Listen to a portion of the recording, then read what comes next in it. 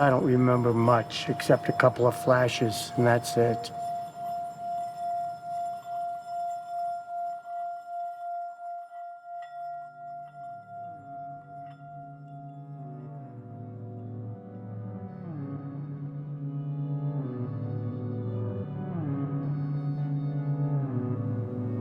All my life, I've been very healthy.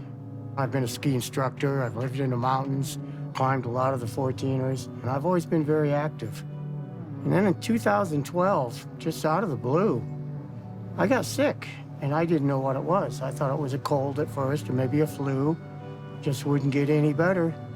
The last thing I remember was sitting on my couch. And I woke up 6 weeks later. I was on life support for about a week. Doctor gave me about a 30% chance to live. I have absolutely no idea where this came from or how it happened. My life is just, it changed dramatically.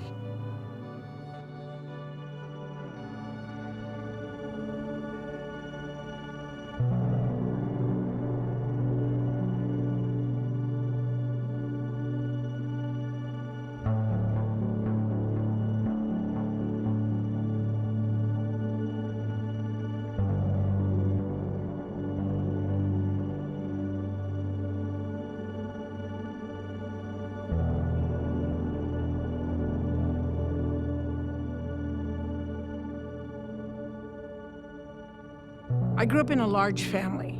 I grew up with 14 other kids. Our father was a very hard person, very hard. I mean, if you said something wrong and you were right there, he'd just pull the stick out and start beating you.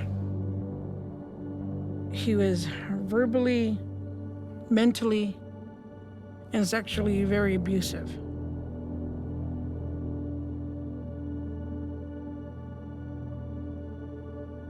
The way it affected me was my self-esteem when I was growing up. Laughing, smiling, I would always cover my mouth, you know. I couldn't sit here and look at you back then straight in your face. Mentally, I think, is the part that I had a little more trouble working out of. I don't know if you've ever seen a cocoon. The beautiful butterfly emerges.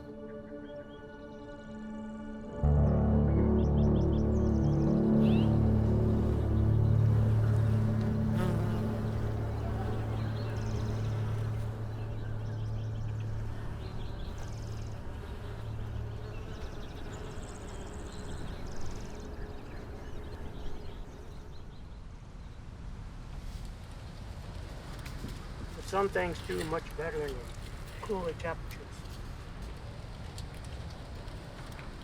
When I first moved in and everything, I started walking around the neighborhood. I was walking pretty good at that point.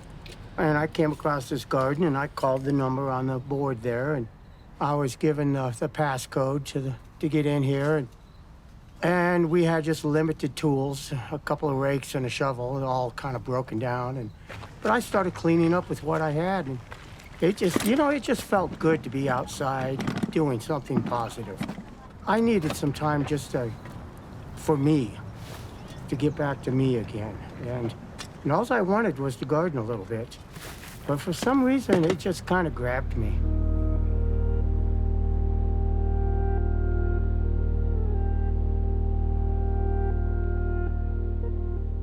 You know, everybody has their safety net. Everybody wants a place to go where there's absolutely nothing can touch them. To me, walking into a garden is like walking through a portal. That's mine. And there's nobody that can take that. Nobody.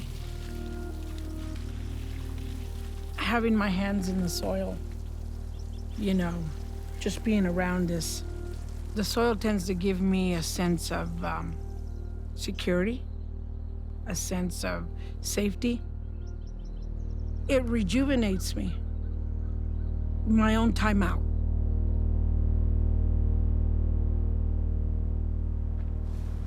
You know, I broke a sweat in this garden for the first time. I'd had sweat in probably 3-4 years since I got sick. And it felt so good. I love being outside. I've always been an outside person. It's just so relaxing. It's so peaceful here. As the garden grew, I grew with it. I started feeling better all the time.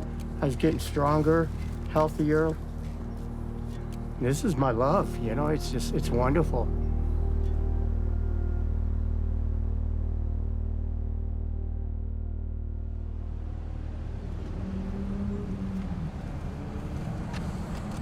Yeah, you know, they say, like I heard somebody say one time, you know, there's a lot of good stories out there, but only the good stories that say that are worth printing that they put in the books. But everybody has a good story. Just because they don't get put in the history books doesn't mean that they're not a good story. Oh, look at that.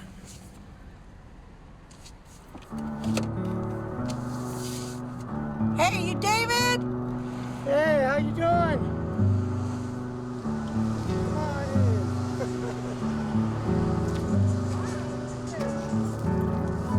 Come on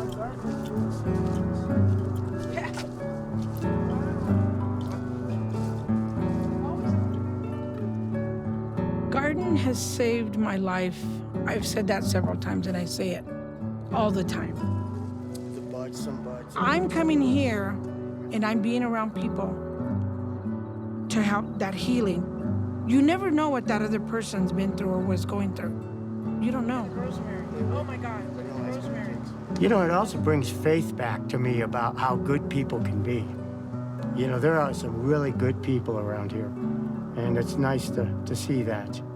This is what you call clean dirt. Yeah, this is good. The connection that I feel to God, to me, is in the soil. I feel like that God looked at me and said, okay, that baby's gonna be a gardener. You know, your life can change in an instant.